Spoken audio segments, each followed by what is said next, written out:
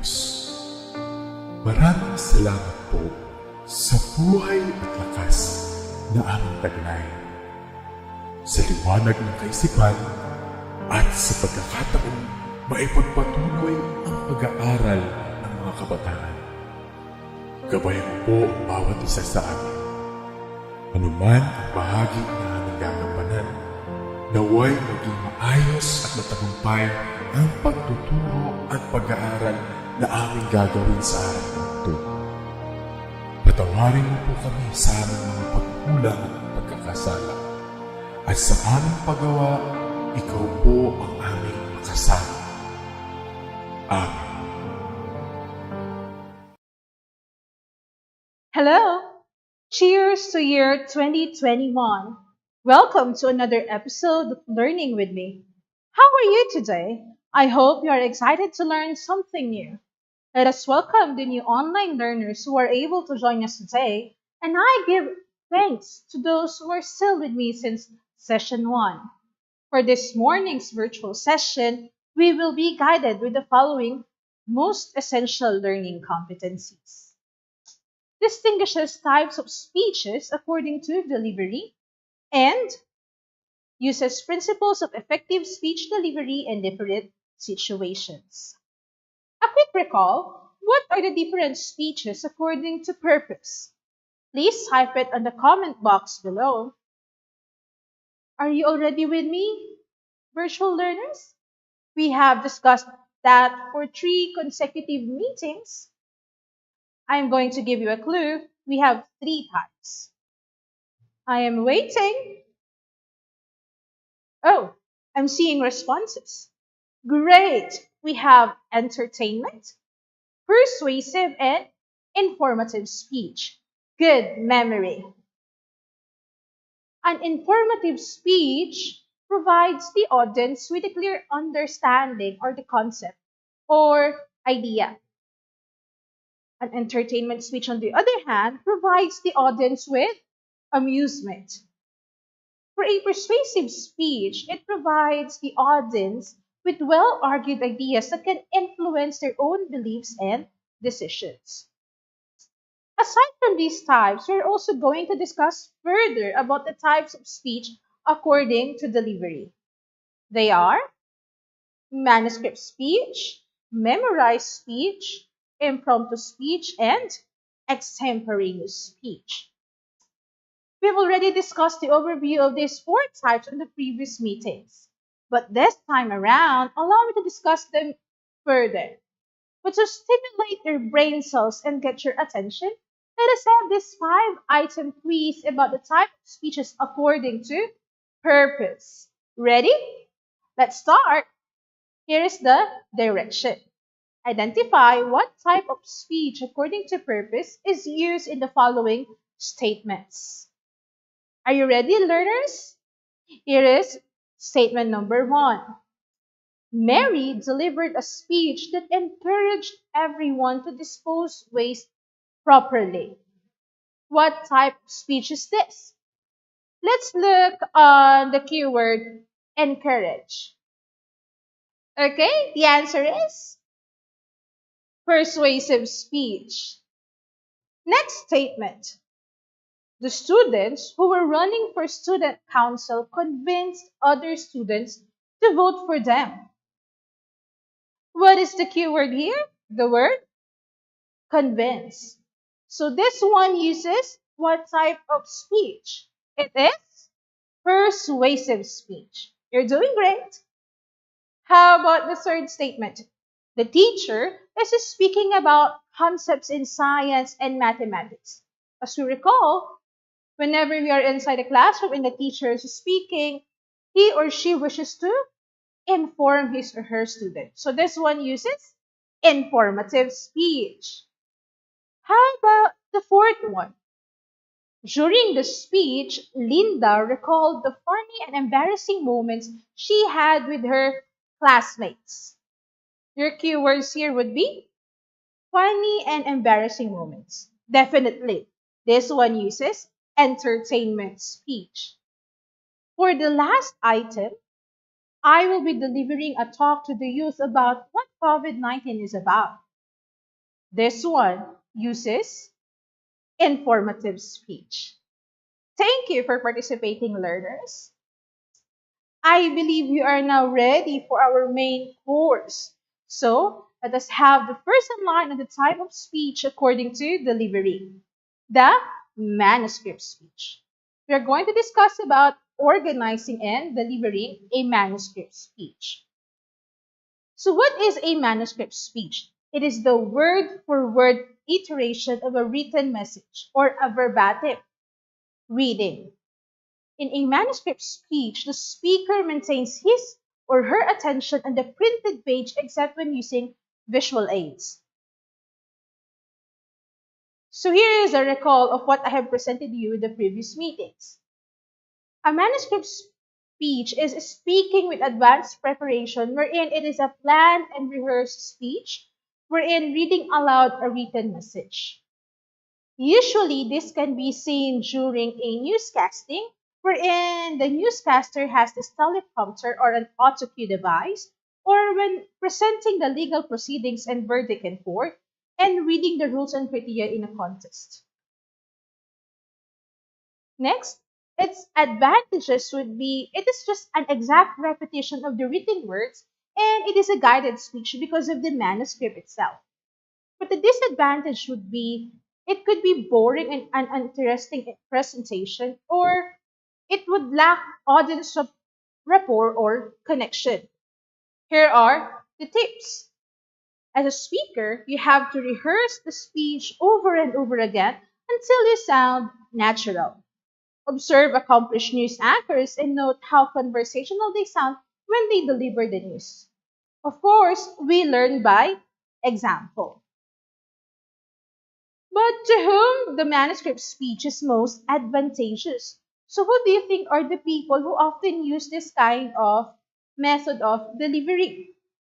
Number one would be public figures. I hope you have names in mind. Since public figures are always constrained by a hectic schedule, they need ghostwriters. Consequently, they would have to read the text of the speech as it is. One good example would be our President's State of the Nation address. Next would be media personalities. Speakers on radio and television always battle with time limits. For example, a televised panel discussion about a social issue may require radio and TV anchors to critically choose and refine the words of their speech in advance.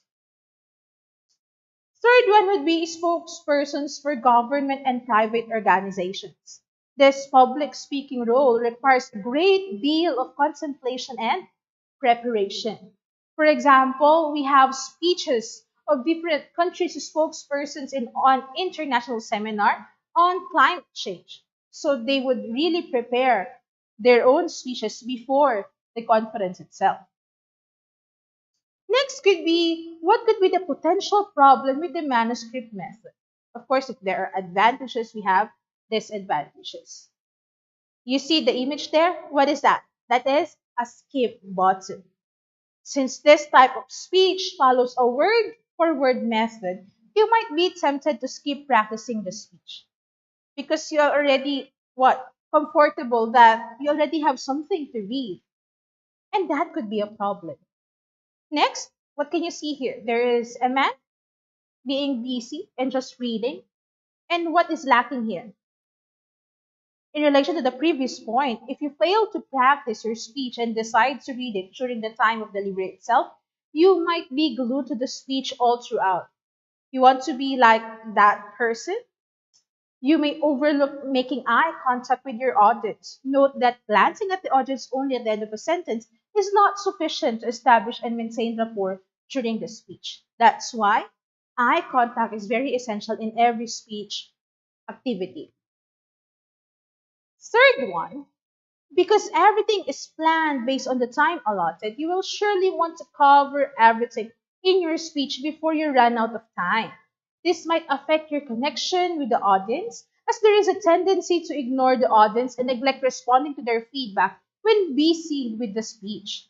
Pay attention and make sure to check and adjust if the audience lacks interest, or if they display anxiety, impatience, or boredom. We don't want to be like this person talking to a wall, right? Here are some strategies in organizing and delivering the manuscript speech. Number one is practice. Practice not only makes perfect, but it also makes permanency. Okay, practice delivering the speech several times. Mark the text. Even if it's a manuscript, know the speech by heart. Only if you do this can you keep frequent eye contact with the audience. Adapt. Even if you have a manuscript, feel free to modify the text when the situation demands it. If you observe that your audience is bored, you may use shorter yet more vigorous words. If your audience is impatient, add words of strong motivational power. If your audience is anxious, share personal anecdotes to lighten the mood. That's why you have to be very observant as a speaker. So let me give you the tips in using the manuscript method. Number one is prepare. You have to keep your text easy to use by neatly composing it in triple space. Spacing is very much important in your manuscript so that your eyes would not be confused on which line of the text or the manuscript would you read next. Second is mark. Own your manuscript by highlighting keywords and phrases. This way, you will be guided during the speech delivery. It would not hurt if you would write some scribbles and notes on your manuscript because it would be only for your eyes. Third is, again, practice. You can make a lot of notes on the draft of your manuscript during the first few rehearsals. But make sure to reprint your script, especially if you make too many changes. Next, practice some more. See, practice and practice and practice. Read the text over and over orally. This will help you avoid mispronounced words, faulty starts, and wrong pauses. As you practice, vary the volume, rates, and pitch of your voice during appropriate points in the speech. Fifth one is concentrate. Concentrate on keeping eye contact, but do not stare at only one section of the audience, not only on this side, but everybody. You should look at them. It is best if you familiarize yourself with the most important parts of your speech. If you do this, you will be more confident in looking at your audience during the key points of the speech. Sixth one, act it out. Use a lectern or a podium when practicing the speech. If you can find one before the actual speech delivery, practice using it so that you will be used to laying your notes flat on the podium and looking at them once in a while. So let me share with you a certain speech wherein I have marked it one and I have made signals on where to pause and where to give emphasis on certain words. This is an excerpt from Marianne Williamson's A Return to Love Reflections on the Principles of a Course in Miracles. If you will see there, we have here bold words wherein this where I will give emphasis, and for the two bar lines would be it's a stop and one bar would be a pause. So let me read this one for you. Our deepest fear is not that we are inadequate. Our deepest fear is that we are powerful beyond measure. It is our light, not our darkness, that most frighten us. We ask ourselves, who am I to be brilliant, gorgeous, talented, fabulous? Actually, who are you not to be? You are a child of God. Your playing small does not serve the world. There is nothing enlightened about shrinking so that other people won't feel insecure around you. We are all meant to shine, as children do. We were born to make manifest the glory of God that is within us. It's not just in some of us, it's in everyone. And as we let our light shine, we unconsciously give other people permission to do the same. As we are liberated from our own fear, our presence automatically liberates others. You see, that is one example. For you to have more idea or inspiration, you may search the sample video on YouTube which was delivered by a very good speaker. It is the late Senator Miriam Defensor Santiago. You may look it up on YouTube. So it's entitled A Date with Destiny. So here is the thumbnail for you to look for that. Now let's move on to the question and answer. Why did the speaker need a manuscript for her speech? You see here, speech delivery is given an amount of time to be delivered. The manuscript serves as a guide for the speaker on the length of the speech to be delivered. That is why it needs to be rehearsed and the speaker needs to be faithful with the manuscript. And also so that the speaker would not be misdirected or be lost in his or her speech. Next question. As a speaker, how can I sustain the audience attention all throughout my speech? This is something that we want to achieve during delivery of our speeches. Sustaining audience attention because our message should be what? Received and understood. So to sustain audience attention, one of the first steps and major consideration in writing your manuscript is knowing your audience. We need to speak and be familiar with their language and be familiar with their nature. And as a speaker, you should always establish an eye contact as one of the preliminaries to establish connection. Third question, how can we tell if a speech has been delivered successfully? A speech is successfully delivered whenever you receive the appropriate response from your audience. What are the sample responses? If they laugh at your jokes, or nod in agreement, or shows expression that they can relate to your speech. Another learning session has been concluded, and if you have questions, feel free to comment it on the box below. With that, happy learning! See you on our next virtual meeting. Goodbye!